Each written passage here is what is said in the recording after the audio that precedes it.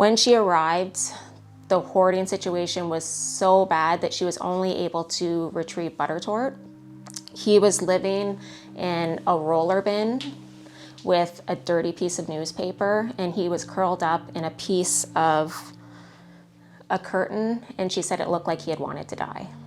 Drusilla came to us because her people had too many animals. They were having issues with bylaws and they were looking to surrender them. And when she came to us, she had something called rodent ulcers. We were looking to transfer her to a rescue because that's a long recovery process. And while she was waiting, she spent time in my office and she just grew on me. And she was actually heading to the rescue that morning. And I woke up at 4 a.m. and said, no, I need to take her. And she came home with me.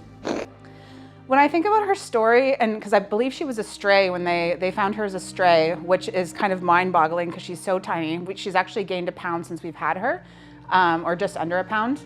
She was kind of underweight, so for her to be a stray in January as the size that she was is kind of baffling. But yeah, so I don't know, I feel just really happy that we found her, someone found her, and she got to us. I was looking over, she was showing me on the Facebook, and I said, oh my God, look at this poor little thing. I guess she's gonna need a good home, so we better go get her.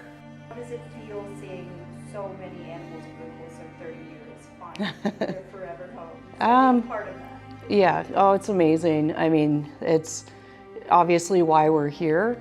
It's amazing. It's nice to see how happy it makes the families too.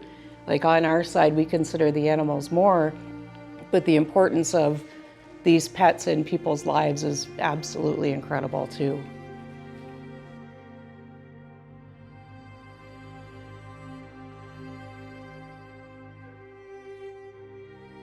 Did it surprise you kind of the lengths we'll go to help an animal here? Because I think the misconception is a lot of animals are just put down. That's another difference between private practice and shelters. For what I have seen, it's that in private practice you are always depending on the owners to see what they can afford, and here we do everything what they need to be able to go to their forever home.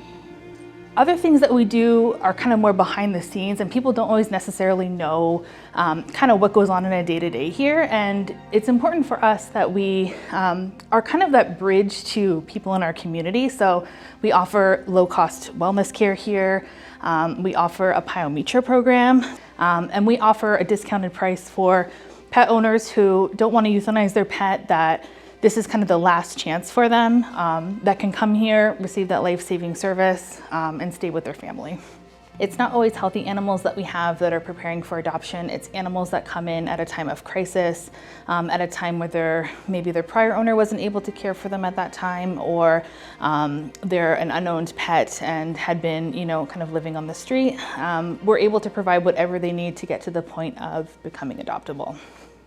There's a lot of dogs that we've seen that have just blossomed and gone on to lead great lives. I think a big one for me would be a dog named Pax. Everyone here loves Pax. Pax came in as a stray, and I remember one of the animal protection officers came into the office and pretty much said, yeah, I can't get this dog out of my truck.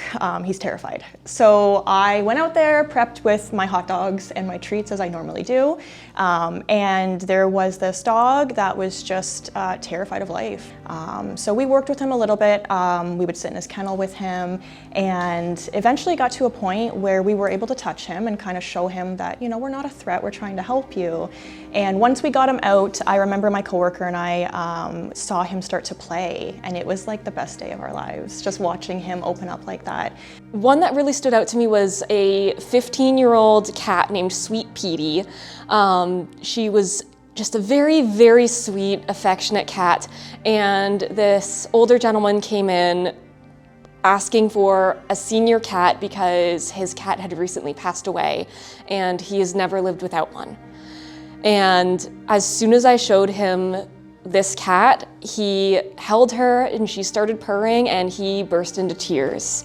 And it was such a sweet moment that I don't think I'll ever forget that adoption.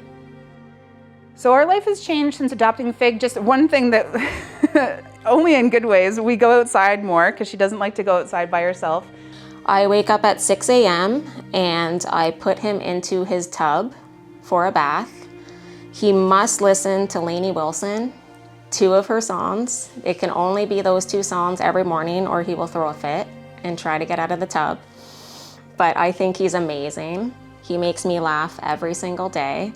We get a kick out of her. She doesn't think she has any issues whatsoever. She has her phantom leg, and up and down the stairs, She's the boss. She has become alpha. No kidding. It's hilarious. Kept him in the behavior office just to let him decompress and give him some time to warm up a little bit, and got to see his true personality. Very goofy, very loving, very bubbly. I ended up taking him to my house to foster him just to make sure things were going okay medically for him and get a better feel for how he was outside of the shelter setting. He developed a good routine with me and he became my best friend. And I decided, you know, it's best I keep him and I continue to give him the best life that I can.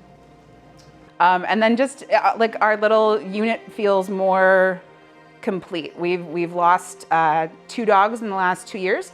And so having like a third makes it feel more like a complete family, I guess.